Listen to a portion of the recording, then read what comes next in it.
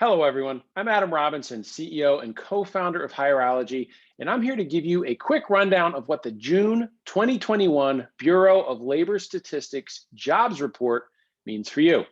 Overall, in June, we saw a gain of 850,000 jobs, a good increase from the 559,000 jobs created in May. Now, as COVID restrictions continue to ease and folks get vaccinated, schools and businesses across all industries are reopening, causing hiring to spike. I think it's notable to mention that about 1 in 4 of these new jobs were created in restaurants and bars. Again, this has to do with mask mandates being lifted, businesses opening up, and folks getting back to normal. Accelerated job growth is certainly a good sign for the economic recovery. We saw some stagnancy in April, but for the last 2 months, we've seen a good uptick in job creation. This month is the highest it's been since August of last year. Now, Hireology customers experienced the best month of the year in terms of job growth. Our customers opened nearly 24,000 jobs. Again, another good sign of recovery. They drove nearly 400,000 applicants, significantly higher than we saw in May, and hired close to 12,500 new people, another big jump from the roughly 10,000 new hires in May. And our time to hire remains right at 23 days. Now, what this tells us is that people who want to work can get a job in about 3 weeks. So if you're not doing everything you can do to set yourself up to move quickly, you're missing out on top talent, likely to your competitors. Now, the unemployment rate for the month of June actually rose slightly to 5.9%, up from 5.8% in May. You may find this odd given how many jobs we've added, but because unemployment is a function of how many people are actively looking for work as much as it is the number of jobs that have been filled, the fact that this went up slightly is actually a good thing. It means more people entered the workforce or the search for work, and it indicates that we're slowly working our way back toward equilibrium. But the caveat to the otherwise bright outlook is the workforce participation rate, which is the percentage of people working or looking for jobs of working age. So even though people did enter the workforce last month, the number is still nowhere near where we want it to be. Over the last several months, the participation rate has remained stagnant at about 61.6%, which is down from the more than 63% we saw prior to the pandemic. Millions of people are choosing not to enter the workforce for a variety of reasons, which I'll touch on in the next slide. Now, this is adding up to one of the worst hiring crises we've seen in over 20 years. Each month, we pump more and more jobs into the economy, but there just aren't enough people in the workforce. So over time, it gets harder and harder for you to fill your open roles.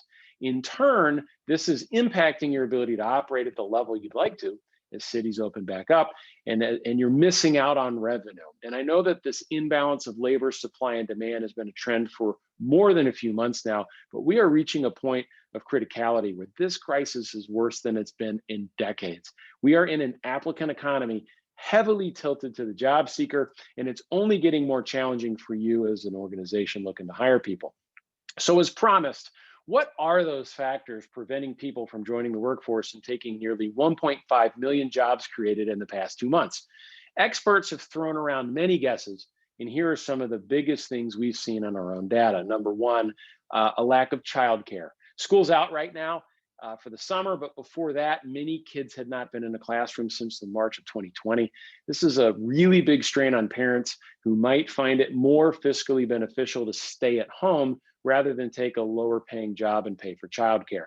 Second, health concerns, especially in patient or customer facing roles. There is still a pandemic going on, and with the Delta variant going around, combined with some vaccine hesitancy out there, it's really giving people who might otherwise take these types of roles a lot of pause.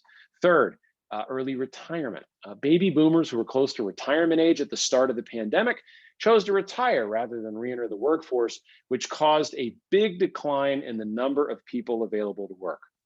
Yet another factor having a similar effect is lower birth rates. So much longer term trend here, but there's simply not as many people coming into the workforce as there have been in the past. And finally, and this is the one that you have the most control over, there is a misalignment between what employers are offering and what job seekers need in terms of things like pay and benefits, but also working conditions, flexibility, culture, and more people have had a lot of time to reassess what they want in jobs and what they are and are not going to do. And so, in fact, a recent study conducted by our friends at ZipRecruiter found that 70% of job seekers who last worked in leisure and hospitality, for example, say they are now going to look for work in a different industry. So people are coming back into the workforce, but they're reassessing what they want to be doing. Okay, so you're probably thinking, what exactly can I do about all this? It may seem like most of this is out of my control, but I'm here to tell you that it's not. There are things you can do now to weather this storm and to get in front of top job seekers before your competitors do. So first and foremost, whatever it is you do, you need to move with urgency. You can't sit around waiting for this mismatch in what you're offering and what job seekers are looking for to just clear itself up. It's not going to happen. This is here to stay for the next 3 to 5 years. So you have to make changes, whether that be to the pay you offer, to flexibility, to working conditions, or the tools and processes you need to attract and hire people. Second, you need to listen to job seekers and what they're saying. Pay attention to what people say they want. Why do people turn down offers? Why are they walking away from interviews? Do some research, figure out what it is they're looking for that you're not offering. Ask the question, I know you may be turning down our offer, but can I ask, why are you turning that offer down? Make a list of some changes you can make to your company and the roles and to make them more appealing.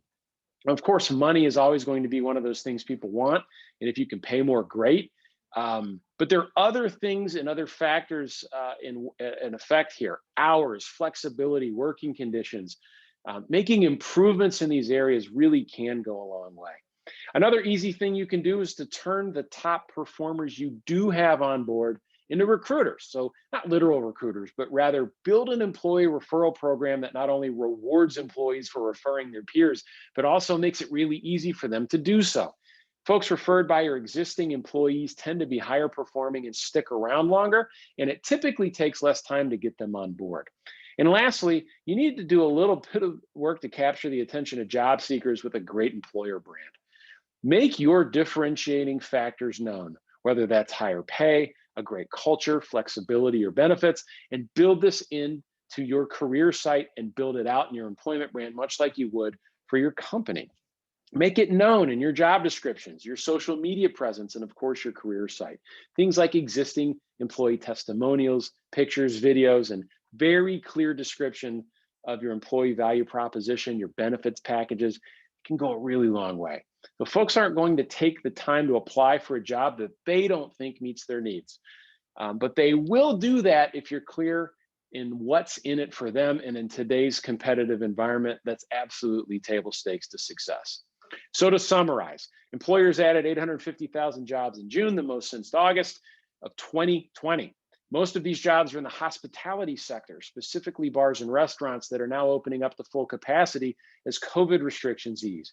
And although some folks did re-enter the workforce in June, they're not jumping at the roles that are out there for reasons like health concerns, lack of childcare, and changing expectations. This situation has in turn created the worst hiring crisis we've seen in decades, and it's severely impacting your ability to run your business at the pace you'd like to as the economy heats up and as consumers look to spend. There are things you can do to stand out and remain competitive, but you need to move with urgency to better meet the needs of today's job seekers and ultimately build your best team. And of course, you need a partner to help you navigate all of this. So reach out to us at Hireology if you're looking for support. We'd love to talk with you. As always, thanks for checking in with me. Good luck out there, and we'll talk to you soon.